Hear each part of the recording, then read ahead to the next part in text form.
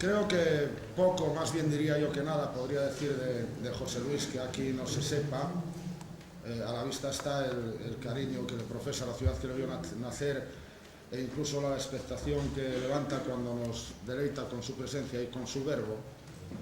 Por tanto, yo creo que casi más me voy a limitar a hablar un poco de la sensación que en uno produce el contacto con este hombre al que yo conocí de una forma un tanto, digamos, tardía para la época en la que él se venía moviendo, ¿no? Yo el primer contacto que tuve con José Luis, yo ya había muerto el enano Patas Cortas, fue allá por el año, creo, 78, en un meeting que la CNT organizó en Candás. Era yo bastante joven, ¿no? Se vivía una época de agitada efervescencia en la que, tras todos haber visto con deleite cómo se acababa una época de las más oscuras de la historia de este país, pues una serie de gente joven buscábamos ubicarnos social e ideológicamente, definitivamente, ¿no? Y gente más veterana que había sufrido en sus propias carnes la barbarie,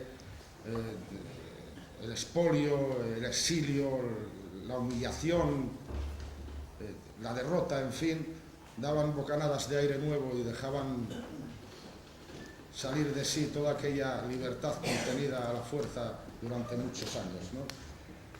Y ya en aquella ocasión me impresionó un tanto, ¿no?, este veterano profesor del que yo hasta entonces nunca había oído hablar, por confesarlo, ¿no? Y me impresionó por la claridad con la que exponía las cosas de que hablaba, tal como sigue haciendo, para mi gusto, una claridad que nadie había puesto ante mis ojos hasta aquel momento, ni siquiera aquellos peripuestos profesores de aquella arcaica, caduca y trasnochada Universidad de Oviedo que me habían tocado en desgracia por aquel tiempo, ¿no? A partir de ahí, pues ya mi contacto con José Luis ha sido más permanente hasta que el tiempo nos fue arrimando, ¿no? Y hoy en día ya compartimos muchísimas cosas en las ideas, en la militancia, en la vida misma, ¿no? Y espero que sigamos compartiendo muchas más durante mucho tiempo en esta tarea más bien de aprendizaje continuo que es la vida, ¿no? En todos estos años yo no he visto a José Luis claudicar nunca, rendirse. Su discurso tiene una profundidad ideológica, aunque haya gente aquí que haya expresado que las ideologías ya no existen, que esto es cuestión de sentimientos. No. Yo le veo claro. Recuerdo que en el año 92, hacia junio, ¿no?, Pache Merayo hacía una entrevista a José Luis en el diario El Comercio. En ella, entre otras cosas, se hablaba de aquella escuela, ¿no?, aquella escuela semiclandestina en la que los alumnos de 15 a 50 años de edad salían conjugando verbos en latín y aplicando las matemáticas como medio no de cálculo, sino de desarrollo del pensamiento. Se hablaba también en aquella entrevista de una forma peculiar de impartir la enseñanza en aquella escuela. Por ejemplo, la historia, sin ir más lejos, se enseñaba como un discurrir permanentemente presente que apunta al futuro y que se nutre del pasado. Pues bueno, esta es una constante en José Luis, en la construcción de sus ideas y en su discurso siempre actúa así, ¿no? Mientras hemos visto durante todos estos años desfilar a una playa ingente de personajes de variopinto pelaje que han abierto sus oídos a cantos de sirena o han coqueteado con veleidades pseudodemocráticas, incluso han sucumbido al integracionismo del sistema imperante, él no se ha rendido nunca. Y siempre, cuando habla, cuando piensa y cuando habla, hace lo mismo. Desde unas convicciones filosóficas e ideológicas sólidamente arraigadas, analiza cualquier cosa y desarrolla sus ideas y su discurso hasta llevarlas al fin, ese ideal, más allá del cual siempre habrá ideal en el que él milita. En medio está la realidad que nos toca padecer y sufrir, una realidad que se masca, que nos asfixia, pero que determinada gente que no se cambia de chaqueta, a la que siempre se opone a esa realidad, se opone con la utopía, con la negación de esa realidad que no queremos ver y que no queremos que sea así, ¿no? A esta realidad, quien así actúa se enfrenta no solo con el pensamiento, se enfrenta también con la palabra y con la acción. Y analizando las cosas así, pues aprendemos a aprender en la vida. La vida es un continuo aprendizaje. En José Luis esta constante es una constante reafirmación de de principios, de tácticas y de finalidades que definen muy bien, en la que el fin nunca podrá justificar a los medios. Y por eso, cada vez que piensa y cada vez que se dirige a nosotros, se dirige con un pensamiento y con un discurso siempre revolucionario. Y puede hablar de cualquier cosa. Por ejemplo, el año pasado nos dio un discurso revolucionario sobre un tema tan en boga como el urbanismo. Y este año, pues seguramente nos dará una visión revolucionaria de una época que tocó padecer y vivir a él y a otros muchos, y sobre la que se han escrito muchas cosas, pero se han dicho pocas verdades. Seguramente nos va a contar la verdad, su verdad, y no va a atender a si esta verdad es considerada por algunos, con ese término que hoy se llama políticamente correcto, ¿no? Nos hablará de cosas que pudieron ser, fueron efímeramente y acabaron no siendo, y nos hablará probablemente también de traiciones e incluso de las consecuencias que puede traer las dejaciones de principios, por mucho que ellas se quieran justificar o lo que se quiera, ¿no? Como yo no quiero robarle tiempo a él, que su palabra es muy interesante, pues con todos nosotros José Luis García Rúa, para mucha de la militancia del movimiento libertario actual, uno de los valores más sólidos que atesoramos en este momento. Compañero.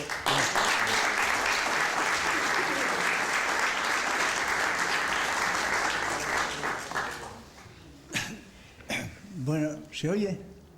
No se oye. ¿Qué tengo que hacer? Arrimar. ¿Así? ¿Tampoco? ¿Sí? No se oye. ¿Quién es técnico en esto?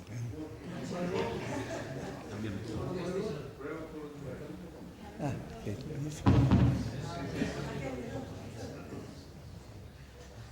Vale, esto está mejor, ¿no? Bueno, yo elegí el tema la Revolución Española, así tiene el nombre en los anales internacionales, porque debido a que tuvimos que padecer el régimen franquista durante tanto tiempo, esto, que no oye, ¿sí? Bien, pues resulta que no somos conscientes ni de nuestra historia y es preciso que tengamos conciencia de que sobre la Guerra Civil Española se ha escrito bastante más literatura que sobre la Segunda Guerra Internacional. Es posiblemente de los acontecimientos más o menos contemporáneos el acontecimiento que más atrajo la atención de los entendidos, la atención de los interesados y sobre la que más se escribió, de una manera y de otra, se entiende, ¿no? Pero en fin, hay que tener en cuenta la importancia que tuvo la Guerra Civil Española y de ahí podíamos sacar la consecuencia del interés, del gran interés que tiene la derecha en haber conseguido en aquellos tristes tiempos del Pacto de la Moncloa y de la constitución, de la paridura del engendro de constitución que vivimos, pues ese pacto de silencio, ese no volver la vista atrás, ese no tocar los intereses de los, en fin, pelillos a la mar, etcétera, etcétera, y bueno, todo eso no solamente es una injusticia para todos aquellos que sufrieron, padecieron y fueron humillados de las más diversas formas, sino que es también una injusticia histórica respecto al futuro, en cuanto que deja a la juventud sin aquellos mínimos planteamientos y datos sobre los que apoyar su propio pensamiento y su propia vida. De ahí que la recuperación de la memoria histórica tenga la importancia que tiene en estos momentos en donde estamos ya muy lejos, bastante lejos de aquel acontecimiento. Y es Revolución Española, y a mí me interesa fundamentalmente no tanto mirando al pasado. A mí el pasado puede interesarme líricamente, pues cuando recuerdo algunas etapas más o menos acordes con mis sentimientos o con mis gustos, pero que no pasan de ahí. El pasado no me interesa nunca como tal, sino que me interesa como bisagra del presente y el futuro. Es decir, me interesa el pasado para que dé cuenta de por qué estamos como estamos, de qué es lo que pasa hoy, ya que todo lo que hay aquí, todo ha venido de antes. Aquí tenemos concentrado todo lo que pasó anteriormente. Pero desgraciadamente todo eso que tenemos concentrado aquí no está en la conciencia de la gente. Y al no estar en la conciencia de la gente es lo que permite la manipulación de conciencias, la desviación y todos los inconvenientes que tiene partir de una ignorancia. Me interesa, por lo tanto, el pasado desde ese punto de vista. Y me interesa el pasado también de la Revolución Española, porque dentro de la historia de las revoluciones, esta Revolución Española marca un hito especial. Aparece en ella algo que no había aparecido en ninguna de las revoluciones anteriores. Y por lo tanto, pues es un poco, de hecho ya fue un poco modelo de alguna manera, aunque tergiversado y aunque falseado en algunos aspectos, pero, por ejemplo, no cabe duda de que Tito, que combatió en las brigadas internacionales en España, conoce el proceso de colectivización en España y trata de trasladarlo a Yugoslavia.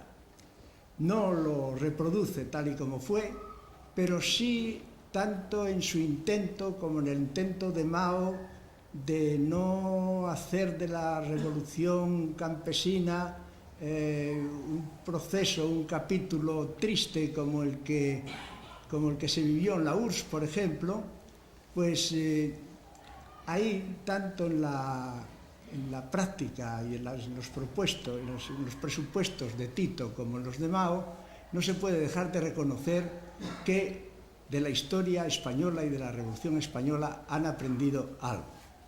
Tanto Tito como Mao pretendieron con sus proyectos de revolución campesina pues escapar de los grandes errores que se cometieron en la URSS, bien sea en el capítulo de reparto de las tierras a los campesinos por parte de Lenin, como en la imposición de los coljoses por parte de Stalin y la serie de millones de muertos que esto trajo consigo, dándose además la circunstancia de que siendo Rusia, siendo la URSS entonces un país eminentemente agrícola, con una gran cantidad de tierras y con una posibilidad de producción agrícola enorme, se daba la paradoja de que no producía bastante para sus necesidades y tenía que traer trigo de Canadá o trigo de la Argentina en cantidades grandísimas. Quiero decir con esto, quiero hablar de dos proyectos de tratamiento campesino de la revolución que en ese caso es España, es la Revolución Española la que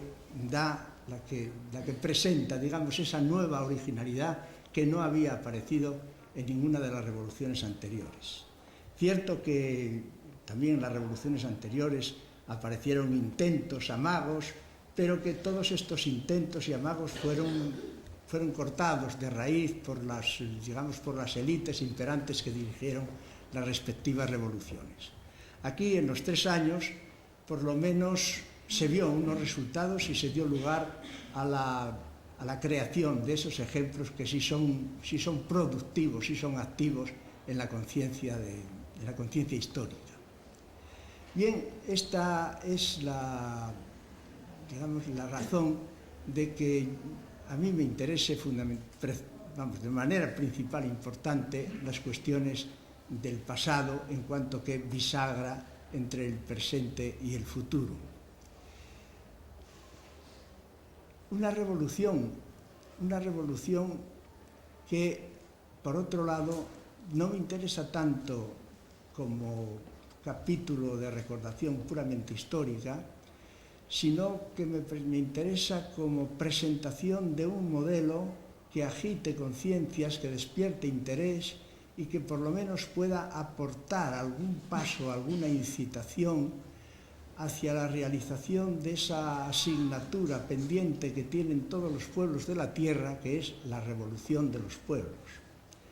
Y en ese sentido es en el que yo voy a intervenir. Hablando de la Revolución Española, tenemos que hablar primero de lo que define, digamos, externamente y visiblemente lo que puede ser una revolución, es decir, un levantamiento popular. El pueblo en armas, el pueblo que se echa a la calle a defender unos intereses, a defender unos derechos, a defender unos ideales y a oponerse a toda una tradición de opresión, esclavitud, que es la que viene sufriendo. Esta es, digamos, la idea que yo tengo de una revolución y la idea que yo veo. Yo era muy niño cuando estalló la revolución, no había cumplido todavía los 13 años cuando estalló la revolución, cuando estalló la guerra, diríamos así. Nosotros, por lo menos en el movimiento libertario, conmemoramos repetidamente el 19 de julio, porque el 18 de julio es la fecha en la que el fascismo internacional se levanta en España, y el 19 de julio es el momento en el que el pueblo español se echa a la calle para poner en práctica, para sentar los cimientos de una verdadera revolución. A pesar de que yo era muy niño, puedo deciros con toda sinceridad que no he olvidado absolutamente ni un instante todo lo que yo he vivido en la guerra, y la recuerdo. Se me han olvidado muchas otras cosas, pero los acontecimientos de la guerra los recuerdo de una manera casi como en presente. Bien, ¿qué es lo que yo aquí que vi en España? En España inmediatamente pues vi a los milicianos en la calle, vi a la gente, oí los pacos que tiraban los fascistas desde los balcones, vi a la gente caer, yo anduve por los parapetos, yo vi a la gente caer en los parapetos, yo presencié la toma de Simancas, en fin, yo vi al pueblo armado, al pueblo en armas, lo vi en la calle defendiendo una causa suya. Y esto lleva a plantear la cuestión de la relación que puede haber entre revolución y milicia popular, por decirlo así. Lo que de momento aparece a primera vista es la organización milicial, es decir, la espontaneidad de un pueblo que se tira a la calle, que a pecho descubierto pues o toma zapadores, toma Simancas, o toma Tarazanas, o toma el cuartel de la montaña, y que inmediatamente se plantea la necesidad de una organización que no puede ser menos de una organización milicial, una organización de milicias. Naturalmente, la constitución de organización de milicias tiene que ver con la composición de fuerzas que había anteriormente a la guerra, y en esta composición se constata en efecto que la CNT era la organización predominante, una organización que juntamente con la UGT pues prácticamente copaban todo el ámbito medio. La CNT iba por delante en cantidad numérica y tuvo relaciones con la UGT en varias ocasiones. Por ejemplo, la huelga general del 17 fue conjunta, fue una huelga general planteada por UGTistas y CNTistas. En el Congreso de la Comedia, algunos, concretamente los asturianos, plantearon un acercamiento más íntimo a UGT. También hubo una propuesta de alianza revolucionaria posterior al Congreso de Zaragoza en 1936, y esa alianza revolucionaria fue también una petición constante que la CNT propuso a lo largo de toda la guerra. y luego hubo también contactos con UGT en forma de alianzas posteriores ya en la clandestinidad, en el exilio, pero que no llegaron tampoco a grandes consecuencias, tantas como debían haber tenido. Bien, quiero decir con esto que la organización milicial fundamentalmente se apoyaba en las organizaciones de partidos o de sindicatos, pero siempre se buscaba un denominador común, un punto de confluencia. Yo recuerdo aquí cómo enseguida unas organizaciones y otras confluyeron en el Comité de Guerra, que tenía su asiento en el Banco Gijón, y en Cataluña, por ejemplo, donde el predominio de la CNT era, en fin, enormemente mayor, allí se constituyó enseguida el Comité Central de Milicias, que también organizó la cuestión de la revolución, de la lucha armada y de la defensa de la revolución. Esta es, digamos, en un origen, es lo que no puede dejar de tenerse en cuenta, es que a partir de la revolución popular que se consuma en los primeros días a partir del 18 de julio, pues hay un Estado que trata de recomponerse.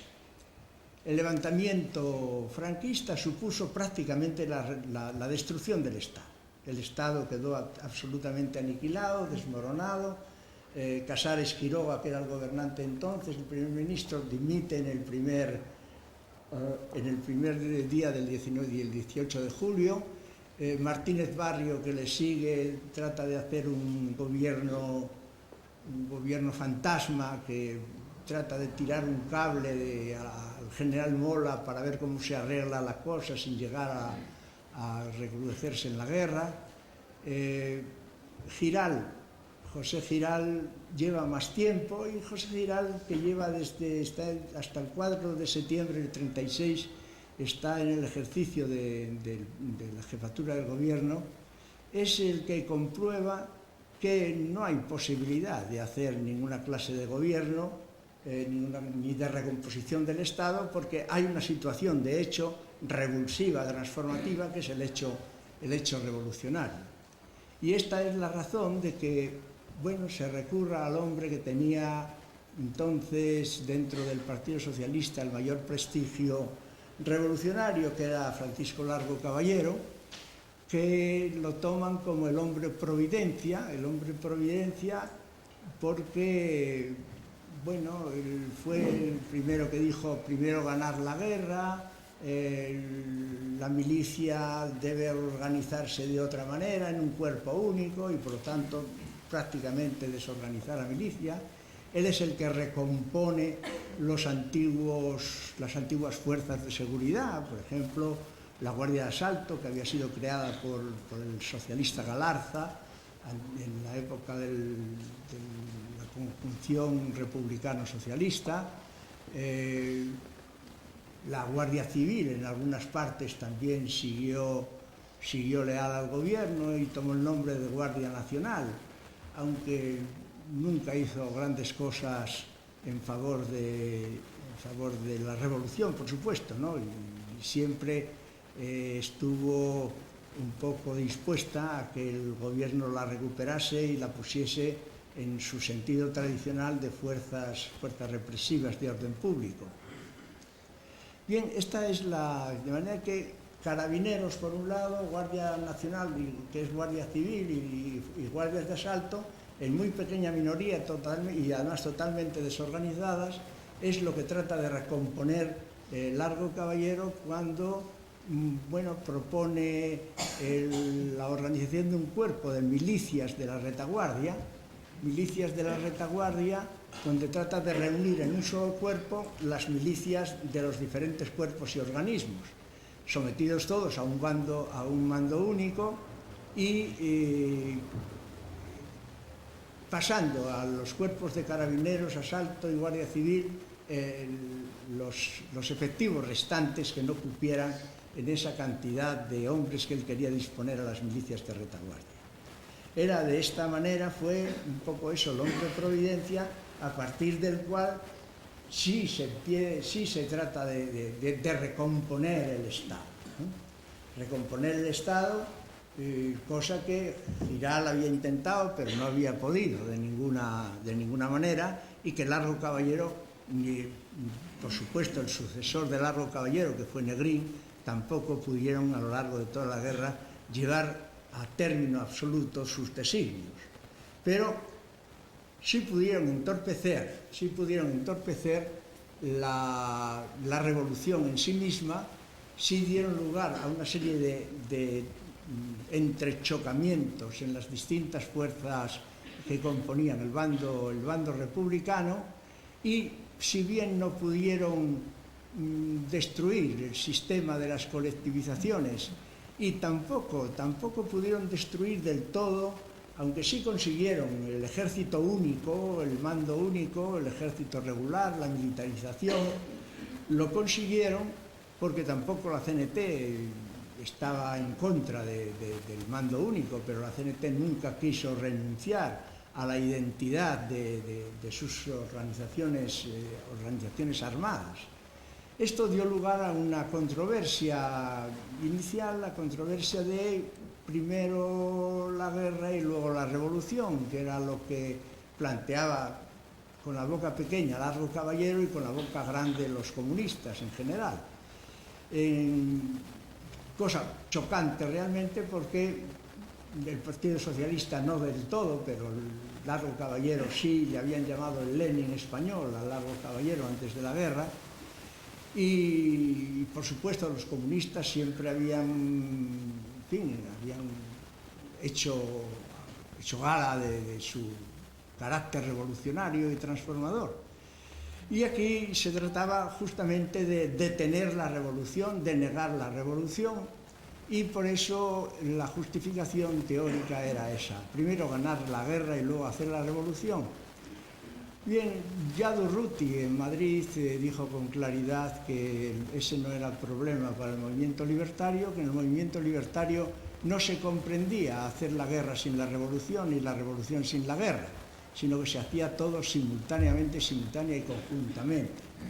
Una razón era, pues bueno, no puede ganarse la guerra sin el pueblo en armas, y el pueblo en armas es la revolución. De manera que, desde el punto de vista libertario, guerra y revolución no eran contradictorios, sino que al contrario, se creía firmemente que sin mantener y hacer la revolución no se podía ganar la guerra. Bien, esto dio lugar a eso, a una etapa, a un proceso de tensión entre las fuerzas que tendían a la reconstrucción del Estado de diversas maneras, y las fuerzas que tendían no solamente a mantener las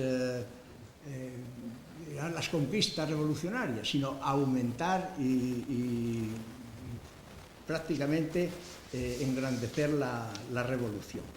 De manera que esto dio lugar a diversas etapas, y estas etapas, bueno, tienen, por ejemplo, en el mes de agosto del año 36, hay un decreto de llamamiento a filas, hay una resistencia por parte de los confederales, por parte de la juventud en general, y ahí el movimiento de la CNT, sobre todo en Cataluña, juega un papel ambiguo, llama a que la gente se retire a los cuarteles, pero conservando estrictamente la organización milicial, y frente a la propuesta gubernamental del ejército único, se proponía la elaboración, se proponía y se llevó a la práctica la constitución de los comités de obreros y soldados. De manera que estas dos formas, la constitución de comités de obreros y soldados dentro del ejército, pretendía mantener el carácter revolucionario de las nuevas fuerzas armadas. Bien, las etapas que pudieran ser, por ejemplo, Largo Caballero, dijimos que en el mes de septiembre consigue el hacer ese cuerpo de milicias de retaguardia, de la manera que expliqué. pero no se llevaba a la práctica del todo, lo que dio lugar en el 24 de diciembre de 1936 a un bando del general Miaja por el que se prohibían absolutamente las patrullas de control. Esas patrullas de control eran patrullas de diferentes grupos políticos y, por supuesto, eran tanto más importantes cuanto más fuerte, extenso numéricamente era el grupo político al que pertenecían. Y por lo tanto los más interesados en mantener las patrullas de control eran los componentes del movimiento libertario. Bien,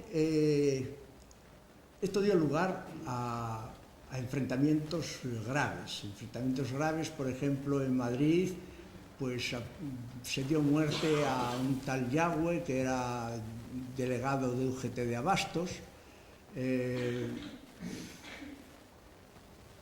En febrero, marzo del año 37, estando ya los ministros de la CNT en el gobierno, precisamente un ministro cenetista, Juan López. No hay que olvidarlo tampoco a Juan López, porque Juan López fue el que firmó el cincopuntismo, los 5 puntos con José Solís. Bien, pues este Juan López, como ministro de Comercio, seguramente no por sí mismo, sino por imperativo del jefe de gobierno o del gobierno en su conjunto, emitió un decreto por el que se procedía a la incautación de todas las exportaciones al extranjero. Bueno, esto claro, a las colectivizaciones esto no le interesaba, porque esta era una tarea que venían practicando las colectivizaciones directamente ellas.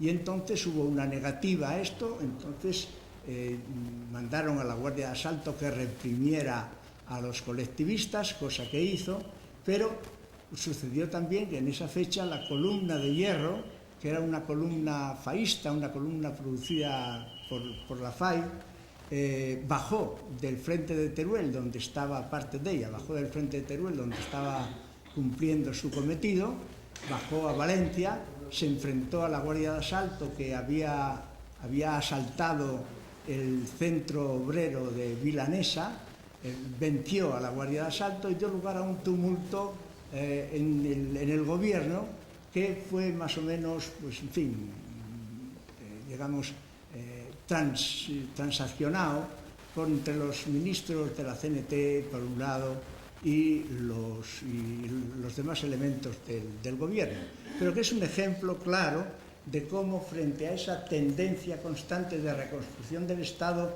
a base de promover todos los actos de centralización y de afirmación de la autoridad del Estado, había una resistencia fundamental de parte de las milicias y de parte de las colectivizaciones, es decir, concretamente de parte del pueblo armado. Bien, esta es la... Sin embargo, tenemos que decir que lo que se acaba imponiendo, por supuesto, es la militarización, el ejército único y la tendencia a la recomposición de un ejército regular.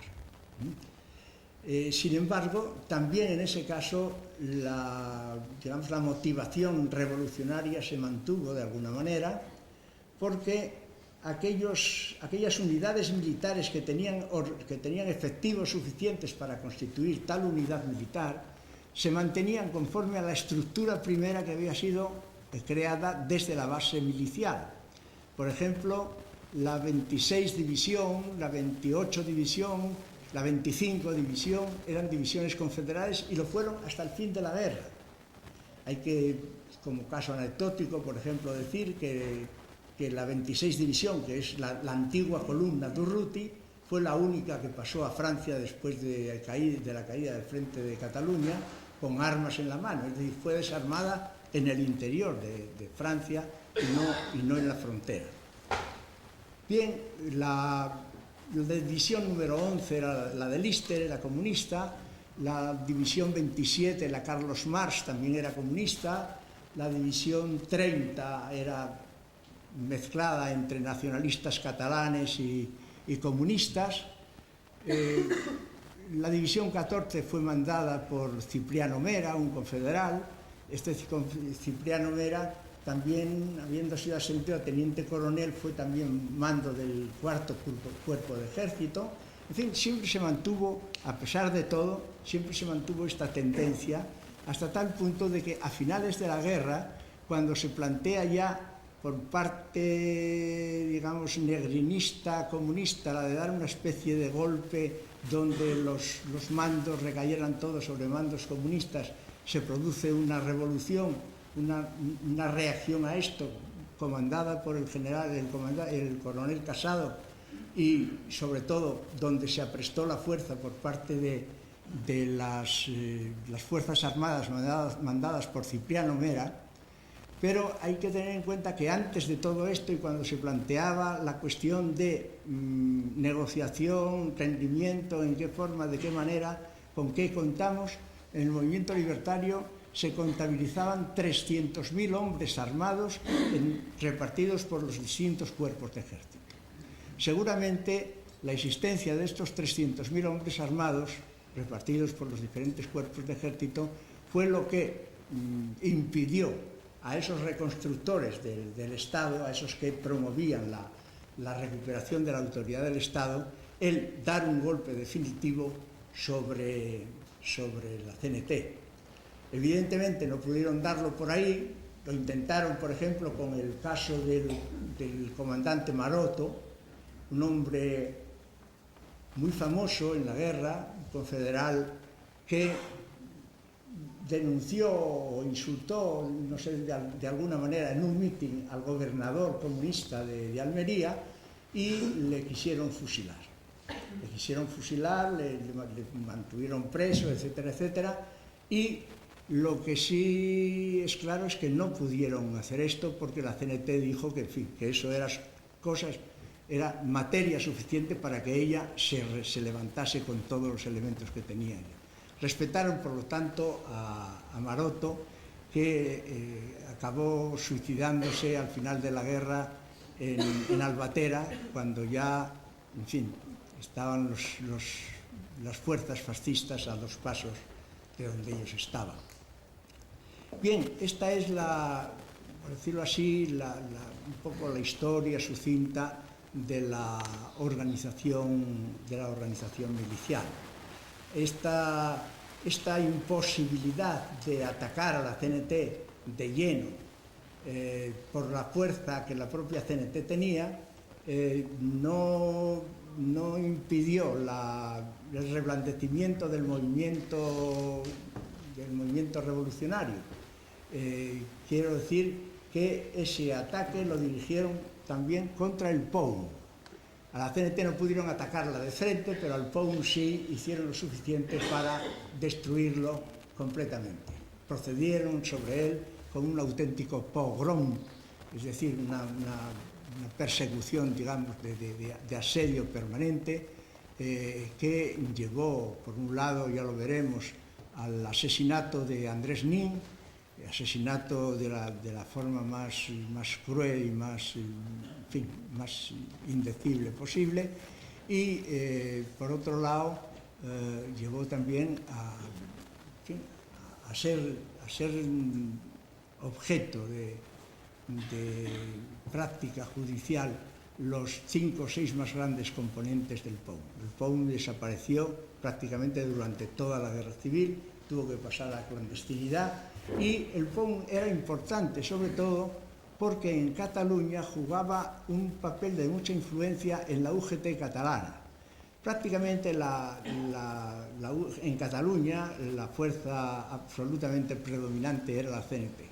De la UGT había poca influencia, pero esta UGT durante la guerra sufrió los efectos revolucionarios justamente del Partido Obrero de Unificación Marxista, el POUM.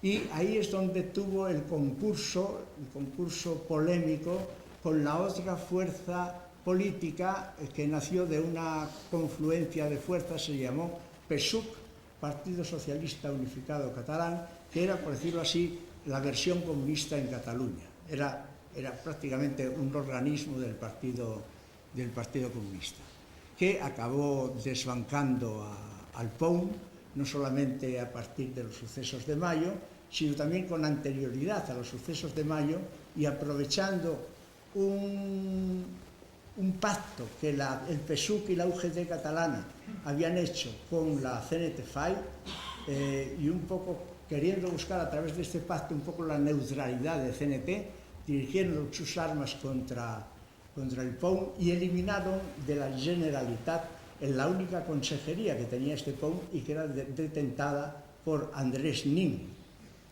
O sea que quiero decir con esto que la guerra, digamos, de recuperación de la autoridad del Estado es constante frente a estas creaciones revolucionarias de las que hemos hablado. Ahora, todo esto pasémoslo al terreno económico.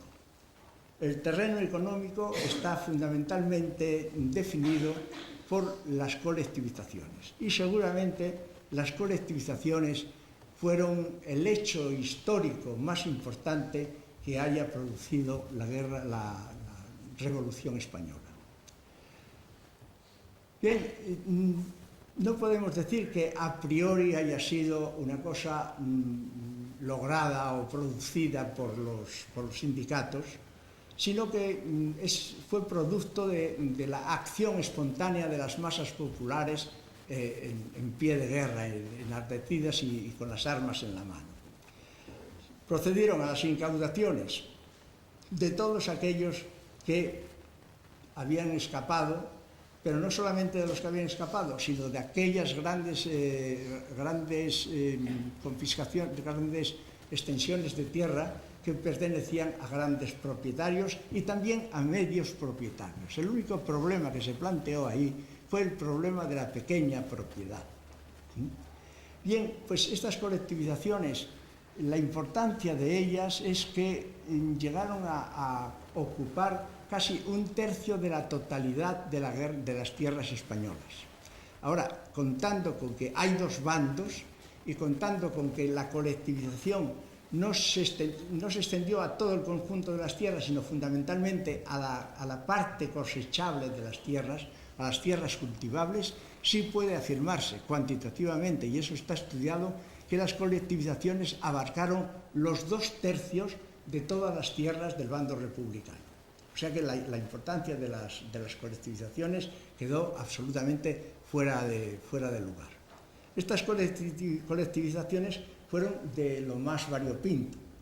A partir de esa iniciativa popular y espontánea que se apodera de las tierras, está naturalmente el sindicato que diseña la forma de colectivización, diseña la organización, diseña la coordinación entre las diferentes colectivizaciones, etcétera, etcétera. Esto sí es un hecho y esto es justamente lo que dio digamos, un poco el signo de identidad y de particularidad a la colectivización, al proceso colectivizador español. Por supuesto, como la CNT era la organización más numerosa, fue la que más se implicó en el sistema de colectivizaciones. La UGT participó también, la UGT y muchas veces la colaboración CNT-UGT llevó a cabo la colectivización, o sea que había colectivizaciones CNT, colectivizaciones UGT y colectivizaciones CNT-UGT conjuntamente. De manera que esto fue una realidad que dejaba digamos, en libertad a aquellos constructores de las colectivizaciones para que echaran imaginación a la cuestión y produjeran una serie de transformaciones que fueron realmente la admiración de los historiadores posteriores. Un historiador posterior burgués, el historiador burgués Hugh Thomas, por ejemplo, no deja de reconocer que las colectivizaciones fueron el hecho revolucionario más notable de toda la guerra civil, porque además fue un hecho que trascendió la propia guerra civil, como hemos tratado de decir anteriormente, y por otro lado también que esas colectivizaciones superaron la producción de antes de la guerra en un 60, 80 y a veces hasta 100% con relación a la producción de antes de la guerra. Es decir, que fueron un éxito productivo, de eficacia productiva, porque se emplearon nuevas técnicas, se emplearon nuevos métodos y sobre todo se organizó el trabajo. Y se organizó el trabajo porque un trabajo organizado conjunto naturalmente siempre rinde mucho más que la multiplicación de los pequeños factores de producción. Basta un ejemplo. El conde Romanones tenía en Guadalajara y en Cuenca, en la provincia de Cuenca, grandes extensiones de terreno. Era un auténtico poseedor, terrateniente. Bueno, pues este hombre, cuando estuvo preso con la guerra, cuando terminó la guerra y salió de la cárcel, fue a ver sus tierras y se admiró de lo bien tratadas, lo bien mejoradas, lo muy mejoradas que estaban sus tierras con relación a la etapa anterior a la guerra civil. Entonces se interesó por quién había hecho aquello. Le dijeron que había sido una colectividad y que un poco el cabeza visible de la colectividad era fulano de tal que estaba en la cárcel. Fue a visitarlo a la cárcel y le dijo que él le garantizaba la salida en libertad y que se volviera a ocupar como capataz de sus tierras. Naturalmente el confederal le dijo que se fuera a paseo, que él había hecho aquel trabajo, como lo hicieron otros muchos compañeros, porque trabajaban en el mejoramiento de unas tierras conjuntas, comunes del pueblo, pero que él no estaba dispuesto a hacer lo más mínimo por mejorar las tierras de un terrateniente, y por lo tanto que prefería quedarse en la cárcel y pasar lo que fuera. Bien, este es un ejemplo, una pura anécdota, pero una anécdota real, no inventada, una anécdota real. El caso es que, en efecto, hubo una multiplicación, una enorme multiplicación de la producción. Y como estaban organizadas no solamente a nivel local, sino a nivel regional e incluso a nivel nacional, porque había una federación regional de colectividades del campo y luego se constituyó una, digamos, federación de industria nacional del mundo campesino, de colectividades del campo, había una auténtica organización. Y esto fue lo que no supo comprender, por ejemplo, Tito. Tito llevó la idea, digamos, de la pura individualidad de la colectividad, que lo hagan los obreros y que sean, digamos, un sentido colectivista en el sentido de que lo producido es de los productores. ¿Qué pasaba con esto? Que los productores de campos ricos eran más ricos y los productores de campos pobres eran más pobres. Lo mismo en el campo que en la industria. Mientras que eso no ocurría a partir de esta federación de colectividades agrícolas, no sucedía en el caso de la colectivización que se había hecho en el bando republicano. Ahora, también aquí hubo una tendencia enorme, una tensión y un trabajo de zapa, que no solamente fue de zapa, fue un trabajo total, digamos, llegaron casi al exterminio en algunas ocasiones, en contra del sistema colectivizador, y hubo necesidad, naturalmente, de un sistema de defensa de la propia colectivización. Ocurre aquí que los planteamientos políticos dieron lugar a problemas diferentes en esta cuestión. Vicente Uribe, por ejemplo, fue un ministro de la Agricultura durante toda la guerra, y era un ministro comunista. Bueno, pues este ya da un decreto posterior al decreto de colectivizaciones de la Generalitat, del que hablaremos después, pero este decreto, que es de diciembre del 36, ya admite las colectivizaciones, pero dice e incita a que los aparceros, pequeños y medios propietarios, recuperen sus tierras, creando un mal ambiente, creando una especie de disfunción entre los componentes de las colectividades. Vicente Uribe mantuvo durante toda la guerra esta tesis, pero naturalmente las colectivizaciones, que fue un hecho contra el que trataron de combatir perfectamente desde los puntos centrales del Estado, no pudieron en ningún caso llegar a destruirlas. Y basta para esto contar un poco lo que ocurrió en la disolución del Consejo de Aragón. En la disolución del Consejo de Aragón ocurrió que el gobierno está en contra de ese consejo, que era un consejo fundamentalmente confederal, nombra un gobernador general directamente relacionado a las órdenes del propio gobierno y manda allí, a Aragón, manda a la 11 División, a la 27 División y a la 30 División. ¿Qué son? La 11 División es la de Lister, la 27 División es la Carlos Marx, y comunista también, y la 30 División es una división mixta de comunistas y nacionalistas catalanes. Bueno, pues estos son los que van allí justamente dispuestos a acabar con las colectividades. Y quieren ir dispuestos a acabar con las colectividades, lo primero que hacen es coger las tierras de aquellos que las habían adjuntado a otras para conseguir la gran colectividad, devolvérsela a sus antiguos propietarios medios y pequeños, y estos propietarios que se vieron asistidos de aquella fuerza de ejército que estaba allí para eso justamente, entraron después en las colectividades y arrasaron con todo lo que podían arrasar. Bien, ¿qué ocurrió? Ocurrió sencillamente que había un instituto de reforma agraria dirigido por José Silva, que era su secretario general y que era comunista.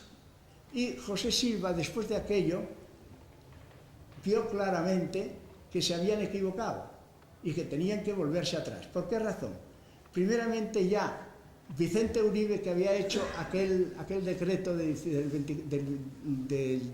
7 de diciembre de 1936, diciendo cómo debían ser las colectividades, ese emite otro decreto en junio, el 14 de junio de 1937, después de los sucesos de Barcelona, diciendo que por aquel año se respetaban las colectividades tal y como habían sido consumadas a principios de la guerra. ¿Qué temían?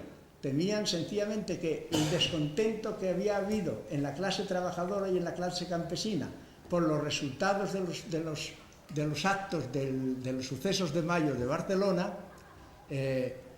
temían que hubiera una especie de boicot en el campo y querían asegurar que las cosechas serían recogidas a tiempo y que no se perderían las cosechas. Emite, por lo tanto, ese decreto. Ahora bien, ocurre después el atentado y el ataque al Consejo de Aragón, y ahí es donde José Silva, que es secretario general del Instituto de Reforma Agraria, les dice: nos hemos equivocado porque hoy en día hablamos del mes de septiembre ya.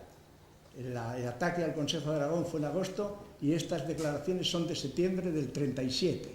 Y dice: hoy en día 2/3 partes de las tierras cultivables no están en situación de ser sembradas, de admitir sementera.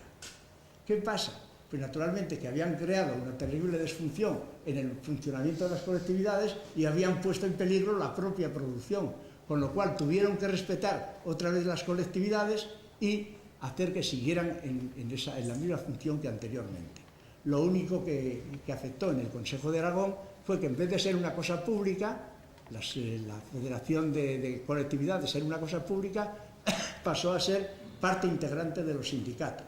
Había unos representantes de las colectividades locales en la Federación Local de Sindicatos, otros representantes de las federaciones de colectividades a nivel regional y a nivel conjunto.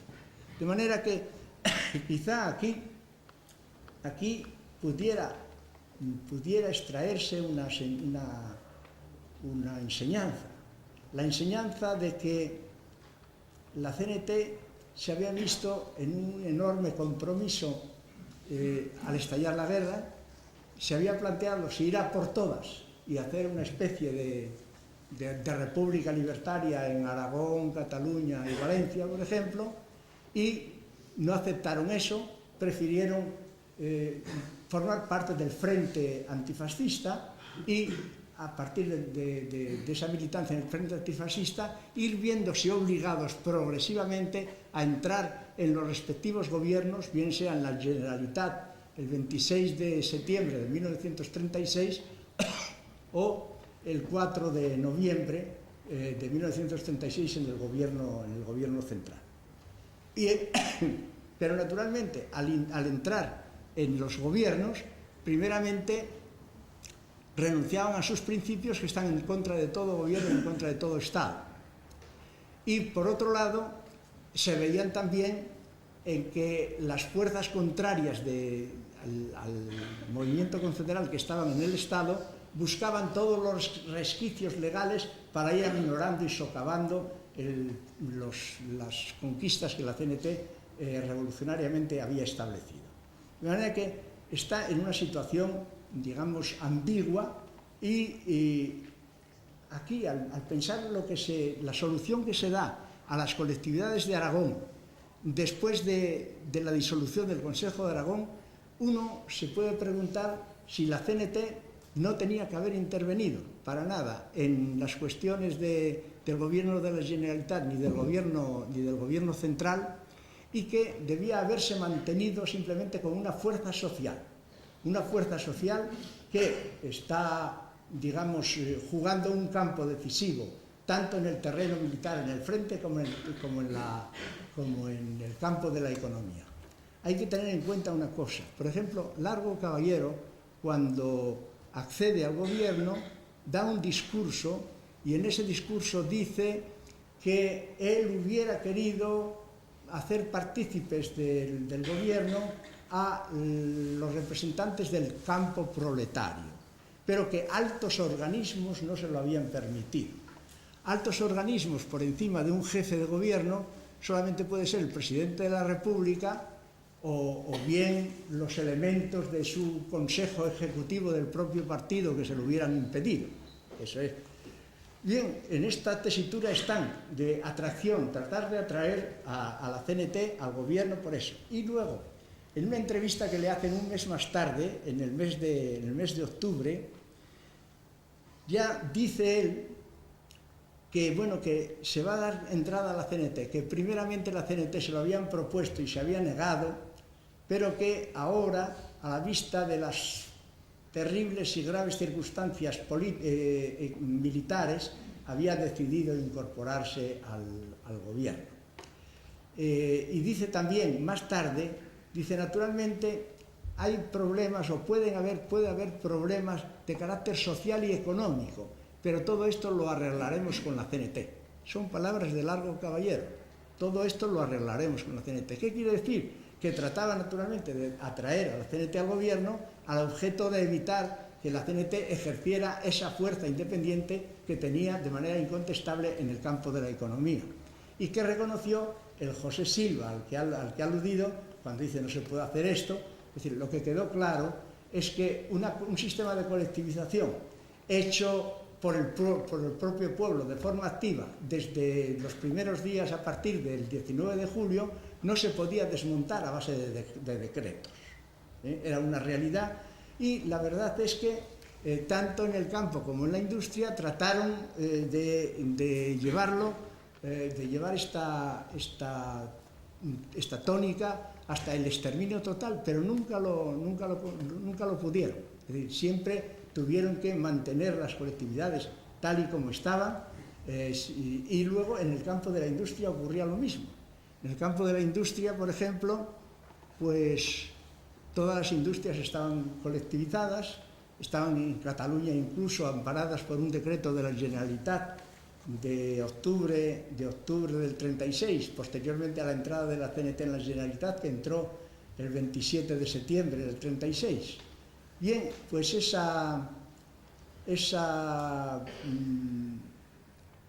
ese hecho daba lugar, por un lado, a la incautación de todas las industrias que fueran de propietarios españoles, y únicamente quedaban, eran problemáticas las industrias de propiedad extranjera. En las industrias de propiedad extranjera, sin embargo, se admitió el control obrero. Es decir, los intereses iban a favor de los propietarios, pero los propietarios no podían tocar ni un céntimo de sus intereses sin el permiso y la asunción del Consejo Económico de la industria incautada. Bien, esto sucedió, por ejemplo, con la Telefónica de Barcelona. La Telefónica de Barcelona era también una industria, una empresa de intereses financieros extranjeros, pero absolutamente controlada por la CNT. Naturalmente la CNT, al hacer, digamos, actos de carácter revolucionario, entendía que no hay revolución si no hay un respaldo armado. Y naturalmente todas las industrias incautadas tenían, digamos, una base milicial de defensa de la propia industria. Aquí es donde se ve una vez más, por ejemplo, lo que originó los sucesos de mayo. Aquí es como Aiguadé, que era un catalanista de Esquerra Republicana, pues emite por su cuenta un bando de incautación de la Telefónica, porque decían que en la Telefónica se controlaban todas las llamadas, etcétera, etcétera. Había protestas de hazaña también en ese sentido. Pero bueno, la Guardia de Asalto entró con sus armas hasta el primer piso, pero ya a partir del primer piso le salieron los obreros armados desde dentro, los rechazaron y tuvieron que retirarse. Y además tuvieron que reconocer el control obrero de la Telefónica. Pero dio lugar a los sucesos de enfrentamiento de mayo. Bien, quiere decirse con esto que las industrias también estaban muy bien organizadas. Estaban organizadas por sectores de trabajo. Los sectores de trabajo tenían un representante. Los representantes de cada sector de trabajo se unían semanalmente con todos los representantes de sectores y veían los problemas de la fábrica, tanto de producción, de administración, de lo que fuera, y con una característica. La característica era que los representantes confederales no abandonaban el trabajo. Es decir, seguían siendo trabajadores como los demás y hacían su trabajo de eso extra a partir de las horas de trabajo. Bien, esta es la incautación de las industrias. La intentaron también, por ejemplo, Comorera, Juan Comorera, que era casi el máximo representante del PSUC, del Partido Socialista Unificado Catalán, el comunismo catalán. Comorera ya había intentado 2 veces de socavar los problemas de las colectivizaciones. Por ejemplo, siendo delegado de Abastos, creó disfunciones en el abastecimiento de trigo a las panaderías para hacer que la población civil, ante la escasez de pan y eso, se enfrentara con la colectivización de panaderos. Y después, a primeros de enero de 1937, siendo él ya consejero de Economía, lo que hace es incautar los espectáculos públicos. Y bueno, emite un decreto de incautación de los espectáculos públicos, pero al día siguiente de ese decreto, todos los espectáculos públicos de Barcelona se ponen en huelga. Se ponen en huelga y no hay manera de hacerlos funcionar. De manera que entonces Comorera tuvo que avenirse a negociaciones. De la negociación resultó que, bueno, que no habría centralización ni incautación de los espectáculos públicos, pero sí una intervención del funcionamiento. Ahora, en esa intervención del funcionamiento están compuestas por cuatro elementos. Uno era el subsecretario de Economía y 3 elementos eran de la CNT. O sea que prácticamente no habían podido, siguió los espectáculos públicos funcionando como colectividad de igual manera que antes. Con las industrias de guerra ocurrió de otra manera, eran industrias más sensibles, entonces el gobierno da un decreto de militarización de las industrias, pero a pesar de ello, y a pesar de que entran en algunas industrias, hay una gran resistencia en Barcelona, en Valencia y en Madrid. En Madrid y en Valencia se niegan a entregar las industrias de guerra en tanto no se forme un Consejo Nacional de Industrias de Guerra con participación de la CNT. Como eso no llegaba a realizarse, pues siguió esa situación y puede decirse que a finales de diciembre del 38, es decir, apenas a un mes antes de la caída de Barcelona, el problema de la incautación de tributos seguía igual. Es decir, no habían conseguido hacerse ni con las colectivizaciones, ni con las industrias, ni siquiera con las industrias de guerra. Lo que quiere decir lo que dijimos anteriormente, que una economía montada de una manera colectivizada y además funcionando activamente y de una manera eficaz, no puede ser desmontada de ninguna manera por decretos. Bien, y otra cuestión es la cuestión de los gobiernos, cómo fueron. Ya aludía cómo Largo Caballero accede al gobierno, pero después de los sucesos de mayo, en los sucesos de mayo que empiezan con la cuestión de la telefónica, hay un enfrentamiento fuerte donde por un lado está la FAI, la CNT, las Juventudes Libertarias y el POUM, y por otro lado están los comunistas, los nacionalistas y los guardias de asalto. Es decir, fuerzas eminentemente estatalistas, ¿no? Era revolución frente a estatalismo, esto era lo que era. Bueno, piden ayuda al gobierno central, el gobierno central acaba mandando 4.000 o 5.000 guardias de asalto, pero esos 5.000 guardias de asalto naturalmente tienen el camino un poco trillado, porque los ministros de la CNT llaman a las fuerzas cenetistas a que abandonen las armas, a que se avengan a negociaciones y a entendimientos con el enemigo, y en fin, de esta manera terminan los sucesos de mayo con la implantación de los guardias de asalto, la creación de Galarza, por ejemplo, se incauta del orden público, y a partir de entonces ya prácticamente deja de existir la tendencia revolucionaria.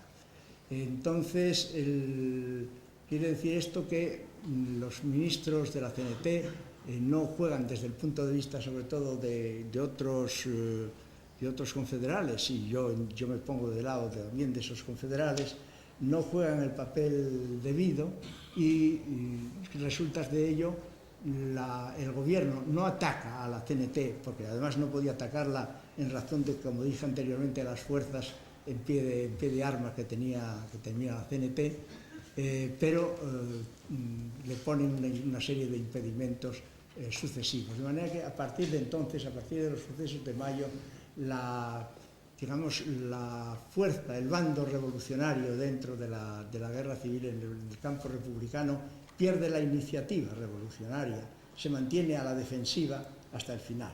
Es cierto que manteniéndose a la defensiva consiguió defender las colectivizaciones y consiguió defender también la incautación de las industrias de guerra y las colectivizaciones en la industria de guerra. Esta es la cuestión, pero Largo Caballero sufrió una triste historia a lo largo de toda la guerra civil española. En primer lugar, en el mismo mayo, el 13 de mayo de 1937, los dos ministros comunistas que había, que eran Vicente Uribe y Jesús Hernández, le piden a Largo Caballero que tome medidas contra la CNT y contra el POUM como causantes de los sucesos de mayo. Bueno, Largo Caballero era una persona honesta, dice que va a tomar medidas, pero contra los verdaderos culpables de esos sucesos, y que la detectación de esos elementos verdaderamente culpables de los sucesos requería una investigación de los hechos. Entonces, Vicente Uribe y Jesús Hernández se retiran del Consejo, a ellos les siguen los ministros republicanos, los socialistas también balbucean y están también por la labor. Total, que el gobierno de Largo Caballero entra en crisis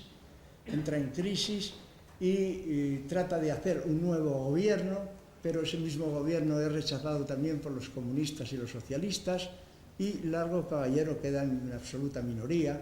La CNT dice que no va a colaborar con ningún gobierno que no tenga de presidente a Largo Caballero, y quedan realmente fuera.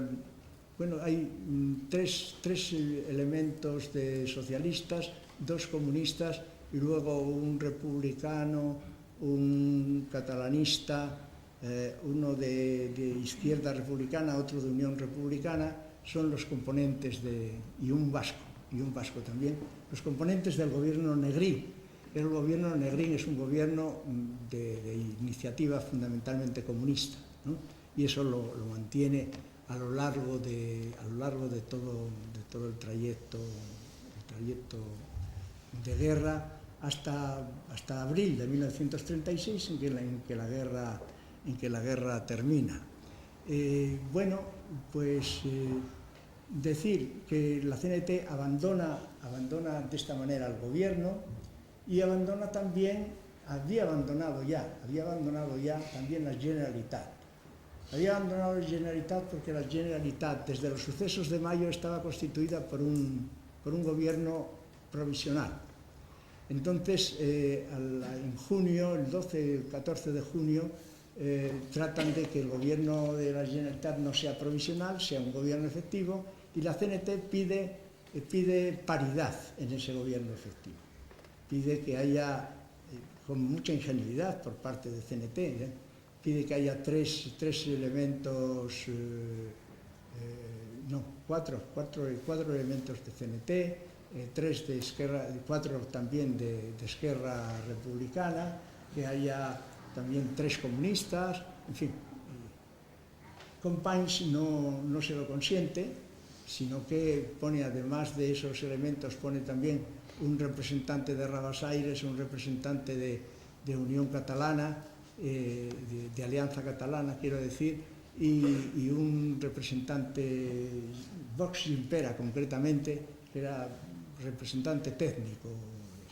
Bien, la CNT entiende que no ha seguido su planteamiento, se sale de la Generalitat, y los de la Generalitat están muy contentos con que la CNT se marche del gobierno. Así, estas son, por decirlo así, las aventuras y desventuras de la participación de CNT en el gobierno. Y esto dura hasta el final de la guerra, dura hasta que, digamos, vencidos las fuerzas republicanas en el frente catalán, pues también en el frente de Madrid se amenaza con la caída inminente, vamos, el asalto inminente de Madrid. Luego el gobierno de Negrín había evacuado, había ido a Francia, vuelven en avión el gobierno de Negrín y muchos representantes militares comunistas, con los que Negrín quiere hacer un Estado Mayor de predominio comunista. Esto es lo que da lugar a lo que dije anteriormente, al golpe de Casado. Las fuerzas militares dicen también que es imposible el defender Madrid, que eso daría lugar sencillamente a una escabechina del pueblo, que no hay posibilidad de defensa de Madrid, y que esto da lugar al enfrentamiento ese del que hablé anteriormente, en el que las fuerzas de Cipriano Mera dominan la situación y se crea esa nueva situación. Hay que pensar, que uno se puede preguntar por qué este interés en seguir manteniendo Madrid de esta manera. Bueno, hay que pensar que la URSS, desgraciadamente, o no sé, pero es un hecho, a partir de la constitución de la Tercera Internacional, los partidos comunistas fuera de la URSS son, por decirlo así, agencias internacionales del partido soviético. Y por lo tanto siguen a pies juntillas, paso a paso y casi al milímetro, las directrices que se les mandan, que se les encomiendan desde Moscú. Entonces ocurre que desde 1935 ya Stalin está en tratos con Alemania, está en tratos con Hitler, concretamente porque se veía que la guerra internacional era un hecho y los rusos veían también que el abalanzamiento de Alemania sobre el este iba a ser inevitable y entonces pactan con ellos un pacto que se masca más tarde, se concluye, me parece que en agosto de 1939 se firma el pacto entre Molotov por parte rusa y von Ribbentrop por parte alemana. Y el pacto consiste simplemente en un nuevo reparto de Polonia tanto para ti y tanto para mí. Bien, pues eso lo viene fraguando la URSS desde el año 35, final de 35-36. Y la guerra española siempre fue por parte de la URSS, que era la nación que más material militar en general mandaba al bando republicano. Por parte de la URSS era de mucho interés que se mantuviera la guerra española hasta que se constituyese, o sea, tomaba un poco la guerra española como una especie de prenda de negociación en esa cosa. Y ahí un poco el interés de tratar de, digamos, de hacer perdurar una guerra en una situación ya insostenible. Que esto es lo que dio lugar al golpe de Casado, a todas las situaciones y a todas las desgracias que vinieron después. Bueno, ha pasado una hora, ahora yo estoy encantado en hablar con vosotros de lo que me preguntéis.